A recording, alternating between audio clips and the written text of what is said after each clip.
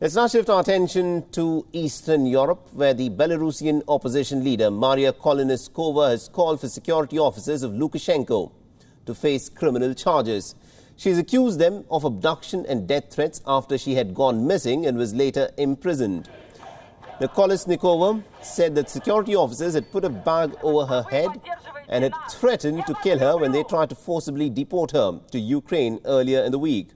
The Kolesnikova, one of the most prominent leaders of the protests in Belarus, had prevented an attempt to expel her by ripping up her passport. She is currently in prison in the Belarusian capital city of Minsk.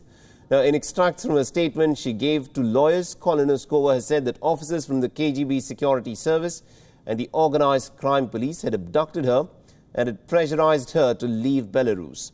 Her statement gave names and ranks of the officers responsible. Her lawyer had also filed a criminal complaint against Belarusian authorities for abduction, unlawful imprisonment and threat of murder.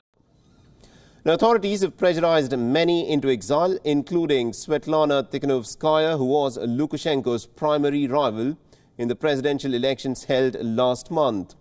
The demonstrations continue against disputed President Alexander Lukashenko, who retained power after the recent polls, which many deemed were actually rigged. Lukashenko, who's been in power for about 26 years, has vowed that he would never stand down, despite weeks of mass protests against his rule.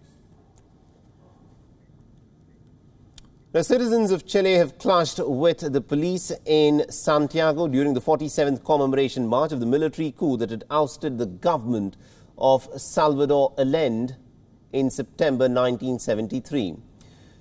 The protesters threw stones and also lit fire barricades, while the police used water cannon trucks to try and disperse the crowds behind the cemetery gates where they had gathered to pay respects on the memorial of the arrested and disappeared people during the regime that ended in 1990.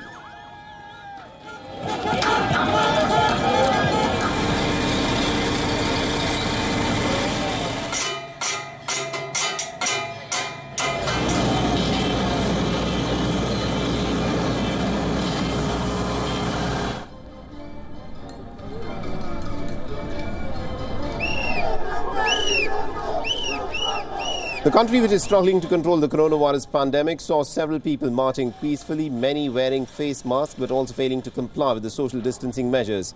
Now, according to the government figures, during the dictatorship of Augusto Pinochet, at least about 3,095 people were killed and tens of thousands more were tortured or jailed for political reasons.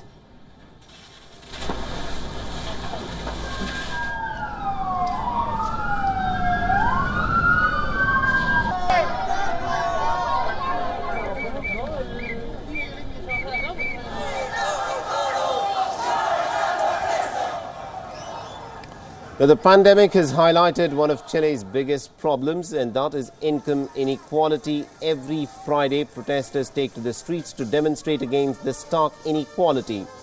In one of Latin America's most developed countries, the citizens are demanding the government for a new constitution. Chileans are expected to vote in a referendum next month.